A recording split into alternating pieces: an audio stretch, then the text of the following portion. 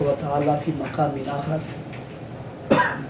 والسابقون الأولون من المهاجرين والأنصار والذين اتبعوهم بإحسان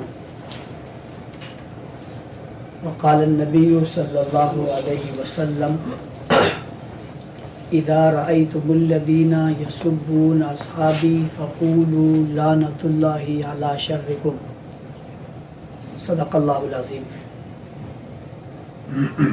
انتہائی واجب الاحترام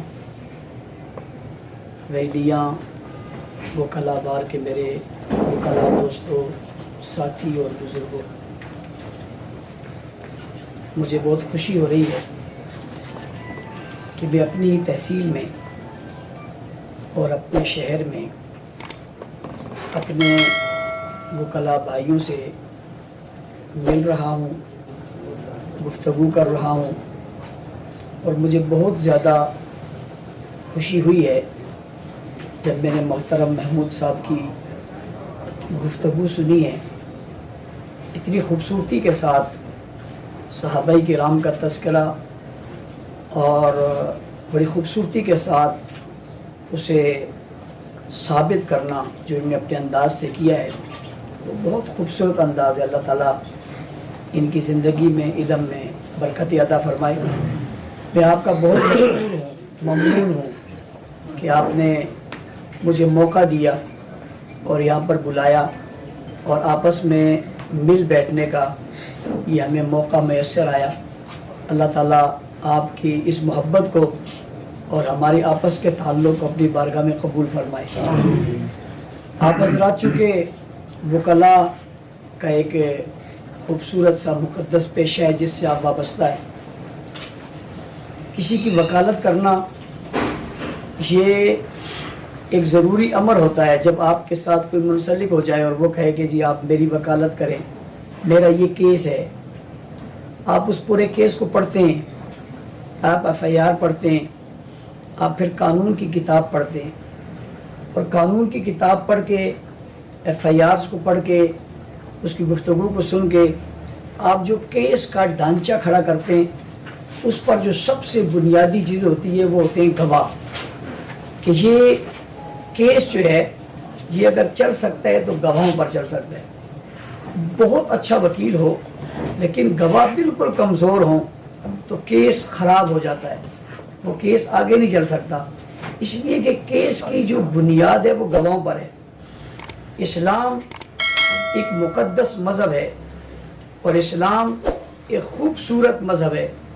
وہ مذہب آج ہمارے پاس موجود ہے اور آج ہم بڑے اعتماد کے ساتھ یہ بات کہتے ہیں کہ جی ہمارے پاس جو دین موجود ہے یہ وہی ہے، کون سا والا؟ جو رسول اللہ صلی اللہ علیہ وسلم نے ہمیں دیا۔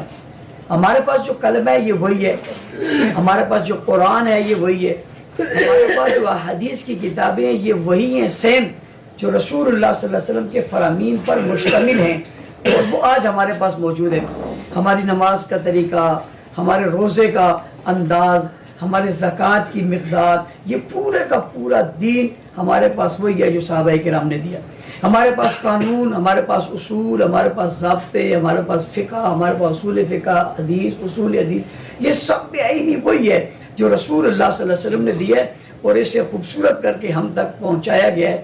ہم فخر سے کہتے ہیں ہمارا قرآن نہیں بدلا، ہمارا کلام نہیں بدلا، ہماری نماز نہیں بدلی، ہمارے کوئی احکامات نہیں بدلے، اور ہم یہ بات بھی کہتے ہیں کہ جناب عیسیٰ علیہ السلام کے بعد جب رسول اللہ صلی اللہ علیہ وسلم اس دنیا میں تشریف لائے تو اس زمانے میں جو درمیان میں فاصلہ ہے وہ 500 سالوں کا ہے، اور 500 سالوں کے بعد جب رسول اللہ صلی اللہ علیہ وسلم تشریف لائے تو عیسیٰ علیہ السلام کے دین میں سے کوئی چیز باقی نہیں بچی تھی، نہ ان کی کتاب باقی بچی، نہ ان کی سیرت اور احکامات باقی بچے، نہ ان کے فرامین باقی بچے، نہ ان کی سنت اور شریعت باقی بچی تھی۔ ہر چیز مسخ کر دی گئی، مٹا دی گئی، تبدیل کر دی گئی۔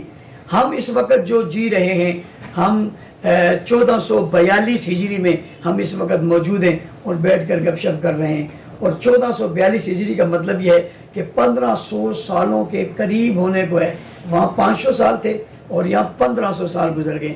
500 سالوں میں وہاں کوئی چیز ہمیں محفوظ نہیں ملی اور 1500 سالوں میں یہاں کوئی چیز بگڑی ہوئی نہیں ملی, کوئی چیز کم نہیں ملی, کوئی چیز کمزور نہیں ملی, کوئی چیز جو ہے وہ شک والی نہیں ملی, کسی چیز میں ہمیں تردد نہیں ملا.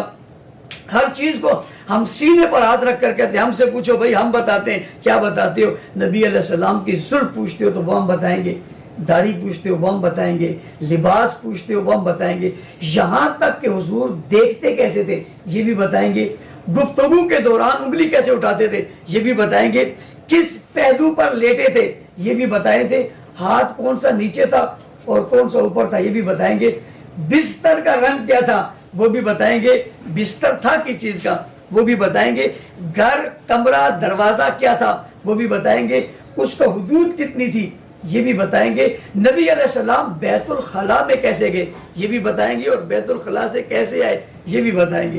حبیب کبریا صلی اللہ علیہ وسلم کا رنگ, حضور علیہ السلام کے رخسار کی چمک, یہاں تک کہ نبی علیہ السلام کی داڑھی مبارک میں بال سفید کتنے ہوئے تھے یہ بھی بتائیں گے, بھائی زلف مبارک لمبی کتنی تھی یہ بھی بتائیں گے, اور کنگا کرنے کے بعد وہ سمٹتی کیسی تھی یہ بھی بتائیں گے.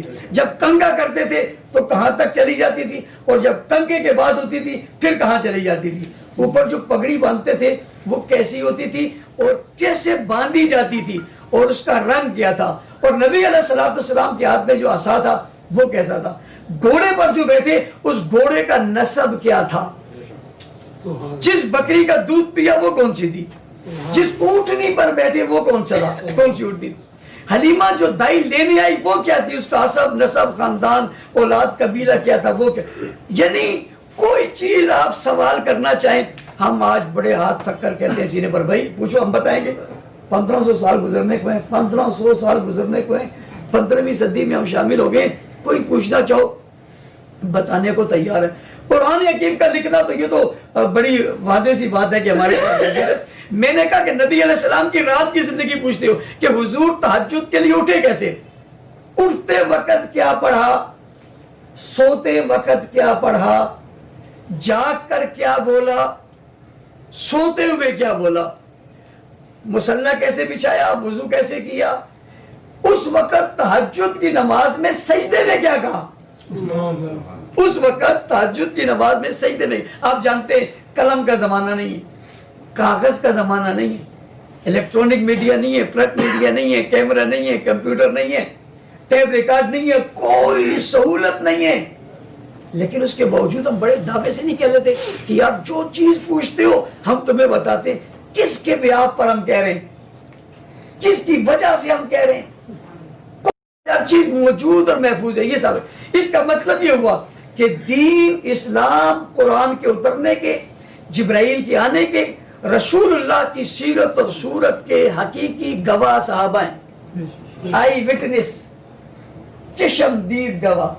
ایک ہے حالات و واقعات, آپ سمجھتے ہیں آپ کے سامنے بات کرنا مجھے مناسب لگتا کہ یار یہ گواہ ہے, اس نے سنا تھا, اس نے معاشرے سے یہ سمجھا تھا, یہ اس دور میں تھا, یہ محلے میں تھا, یہ قریب میں تھا.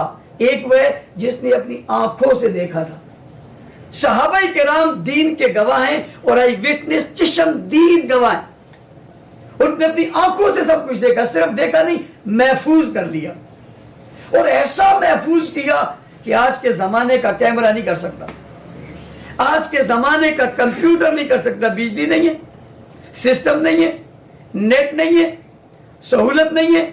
اس وقت اس میں خرابی ہو گئی, ڈیٹا ضائع ہو گیا, وہاں کچھ بھی نہیں ہے, لیکن ڈیٹا ضائع نہیں ہوا, بات ختم نہیں ہوئی, ہر چیز یوں محفوظ کر دی. یہاں تک بتا دیا کہ نبی علیہ السلام جب مسجد میں جاتے تھے تو یہ پاؤں رکھتے تھے, جب باہر آتے تھے تو یہ پاؤں رکھتے تھے, بیت الخلاء جاتے ہوئے یہ پاؤں, باہر آتے ہوئے یہ پاؤں. جب آپ نے لباس پہنا تو پہلے دایاں ہاتھ, جب آپ نے اتارا تو یوں. یعنی کوئی چیز ایسی نہیں ہے جو ان نے بتائی نہ ہو. اس کا مطلب کیا ہوا, سمجھانے کا مطلب یہ اور بتانے کا کہ صحابہ کرام نبی علیہ السلام دین اسلام کے گواہ ہیں. اب بات وہی ہے, کیس تو آ گیا.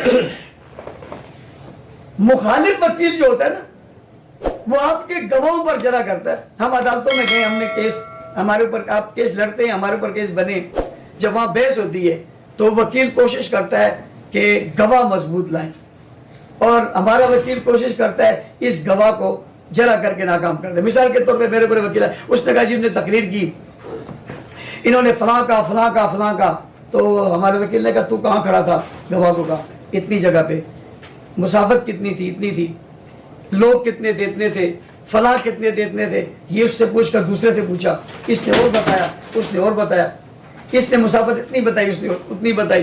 یہ کراس ہو گیا کہ جی بس یہ فارغ ہے. یہ تو گواہوں میں فرق آ گیا, یہ تو گواہوں میں فرق آ گیا, کیس ختم. اسلام کا کیس جب ہم پیش کریں گے تو اس کیس کے پیش کرنے میں گواہ جو ہم لائیں گے وہ صحابہ کرام ہیں. کتنی سبائی سازش تھی. جس نے کہا عمارت گراتے ہو تو عمارت گرانے کے لیے بنیاد پکڑو نا. اگر وہ ختم نبوت پر براہ راست حملہ کرے تو لوگ کہیں گے غلط ہو, چوری پکڑی جائے گی. اللہ کی توحید پر حملہ کریں, چوری پکڑی جائے گی. قرآن پر حملہ کریں, چوری پکڑی جائے گی. اگرچہ وہ قرض پر بھی رہے ہیں, وہ علیحدہ عنوان ہے, لیکن انہوں نے سامنے نہیں رکھا کہ یہ صحیح نہیں تھے. جب یہ صحیح نہیں تھے اور یہ درست نہیں تھے اور 5 ٹھیک نکلے اور باقی نہیں نکلے, تو اس کا مطلب ہے قرآن تو اللہ نے لکھا ہوا نہیں دیا.